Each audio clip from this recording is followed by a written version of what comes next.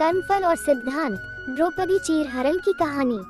द्रौपदी का भारी सभा में अपमान हो रहा है। द्रौपदी को पहले पांडवों पर घमंड था कि वे इतने बलशाली हैं, शूरवीर हैं, अवश्य बचाएंगे, पर जिनके साथ ब्याही गई थी वे सब तो मौन विवश होकर बैठे हुए थे।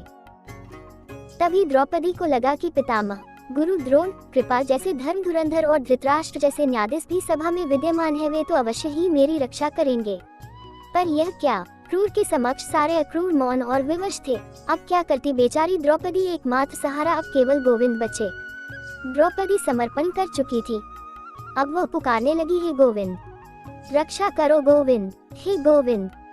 गोविंद को तो एक ही पुकार में आ जाना था, पर गोविंद तो म्लेच्छों से युद्ध करते हुए एकाएक रुक गए और फिर ध्यान में खो गए। नारद यह अचरज देखकर पूछने से रोक ना पाए, प्रभु, एक स्त्री अपने मान की रक्षा के लिए पुकार रही है और आप सहायता करने को जाने के स्थान पर ध्यान में चले गए हैं, ऐसा क्यों? कृष्ण अपनी मोहिनी मुस्कान को बिखरते हुए बोले, हे ऋषिवर, मैं देख रहा था कि द्रौपदी ने किसी के सम्मान की रक्षा के लिए कभी कोई सहायता की है या नहीं, क्योंकि ऋषिवर यह संसार कर्मफल सिद्धांत पर आधारित है।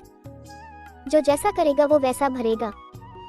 जिसने किसी की सहायता कभी की होगी उसको ही सहायता मिलेगी। कृष्ण ने ध्यान में देखा कि एक बार एक ऋषि को द्रौपदी ने वस्त्र दान किए थे, जबकि उसके पास अपने तन को ढकने के लिए कुछ भी नहीं था। कृष्ण तत्काल वहां पहुंचे, जिससे द्रौपदी के मान की रक्षा हो गई। प्रश्न वही है कि आखिर द्रौपदी की रक्षा किसने की, क्या कृष्ण ने या द्रौपदी के पुण्य ने?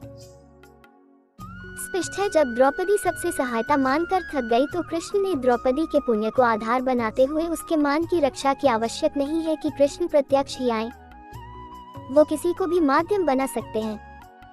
यहाँ तक कि आपकी चेतना का भी जागृत हो जाना ईश्वरीय सहायता है और आपकी चेतना का भ्रष्ट हो जाना ईश्वरीय दंड ही है। इसलिए आवश्यक यही है कि हम कर्मफल सिद्धांत को समझें और किसी को भी अकारण कष्ट न दें और जितना संभव हो सके अभावग्रस्तों की सहायता करें, ताकि कर्मफल सिद्धांत के अनुसार ईश्वर भी हमारी रक्षा करें।